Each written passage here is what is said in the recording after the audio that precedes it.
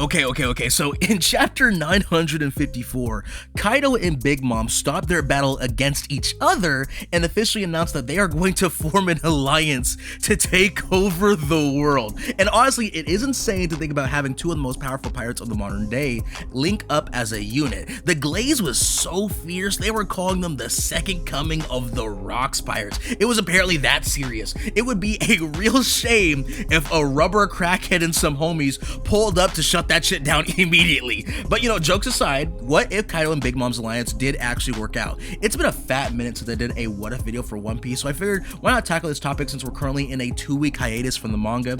If you're new here, welcome, and check out the other videos I have on the channel and subscribe for more in the future.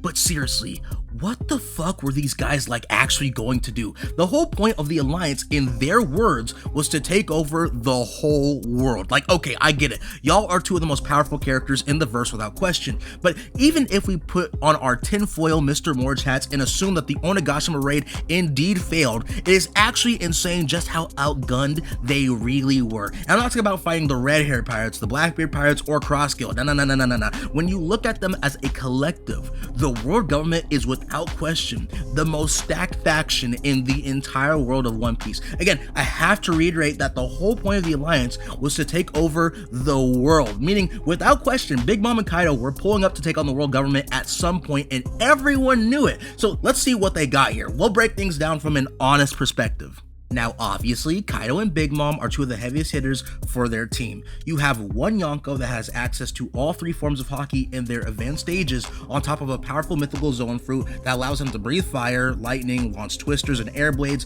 have flame clouds that can lift entire islands, and a giant flaming dragon attack that can clash with an island-sized Bajran gun from Gear 5 Luffy. On the other hand, you have a Yonko who also has access to all three forms of Haki, but seemingly doesn't have access to Future Sight. Powerful homies that she can use to manipulate fire and lightning, as well as imbue the power into her attacks, can cause storms that can cover entire islands, is able to steal the souls of opponents who fear her, as well as make their environment around her become her personal army, so long as she has the soul energy to do so, can boost her own stats by sacrificing a year of her own lifespan, as well as heal herself of injuries on the level of broken arms and ribs, and can merge her homies together to create an even more powerful homie that is a danger to high level fighters like Law and Kid. Now with the commanders, King with his powerful durability is causing a problem for most characters in the verse. Same thing with Katakuri and his Future Sight.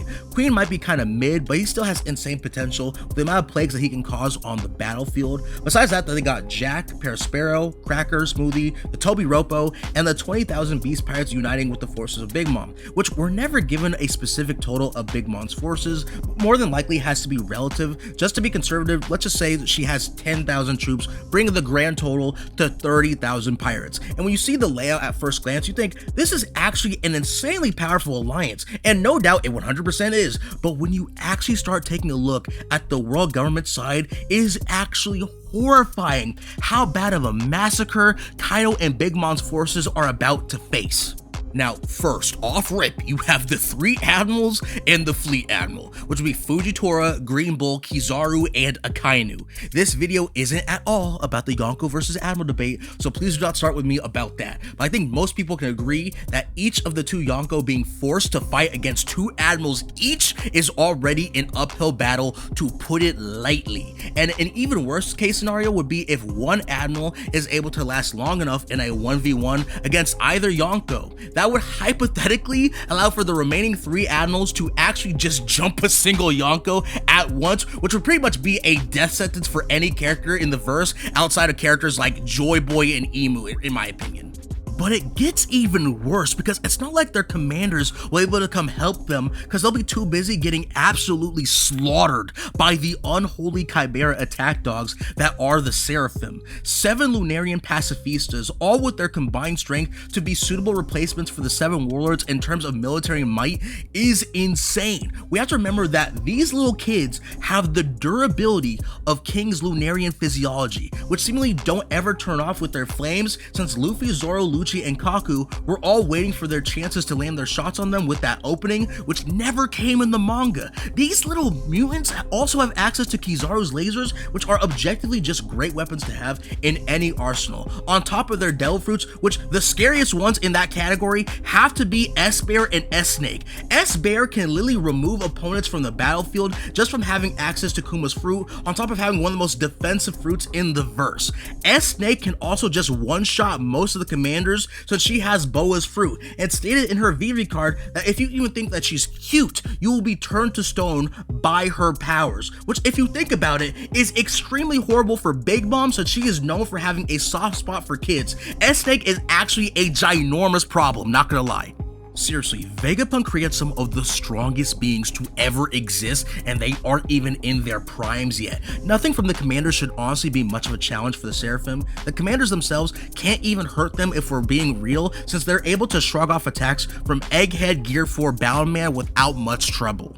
But let's just say, for example, that the world government really wanted to flex on the most powerful pirate alliance since the Rocks Pirates. The hidden military force that they have in their possession makes the battle go from total massacre to hell on earth. The Holy Knights might be complete garbage when facing top tiers, but if you don't have advanced Conquerors Haki, you likely are not defeating them unless you can successfully separate their body parts or destroy their metal hearts, which again is a tall order for the commanders when they're already getting bullied by the Seraphim. Killing him in particular is really bad just due to being able to create an army of nightmare cryptids that can cause havoc on a wider scale for the rest of the alliance. We still don't know the full capabilities of the Gurusei, but based on what we saw in Egghead, the 5 of them together are damn near unstoppable when they also have powerful regeneration, and Warkery at the very least has durability that even Gear 5 Luffy can't currently bypass.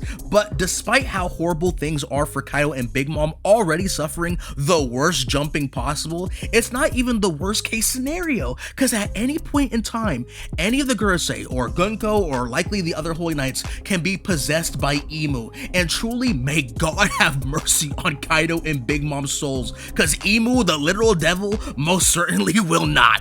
Not only can Imu just raise an army of demons using Big Mom and Kaido's own troops, but heavily assuming they were able to survive against 4 admirals, 7 seraphim, and 5 Gurusei, Imu can simply Domi Reversi the 2 of them. Unlike Luffy and Loki, who also have fruits that seemingly give them immunity to being turned, Kaido and Big Mom do not have that luxury. As I said, this option is truly if the world government wanted to completely crush the alliance in a total victory. Again, this isn't even including characters like Garp, Sengoku, or Suru, who might not be in their primes anymore, but are still powerful assets to the world government, especially Garp and Sengoku being just extra muscle for having advanced Conquerors Haki. Man, even if Kobe dropping Honesty Impact is generally clearing most fodder on its own, Imu could also amp his Holy Knights, and although unconfirmed, more than likely his Gorosei with Omen, drastically boosting their powers to even greater heights, to the point Somers and Killiam can actually go from non-issues to being able to give both Zoro and Sanji hard fights in Elbaf. There's just no real way Kaido and Big Mom were ever going to be able to defeat the world government, which really puts into perspective just how much help Luffy will need in the final war. Not gonna lie, if the remaining Yonko crews and the revolutionaries don't all just form a truce to fight these guys, the world might be cooked. But that's about it. Let me know what you guys think in the comments below. I appreciate the support and consider subscribing on my way to 10,000 subscribers. I hope you have a great day and please stay safe. Peace.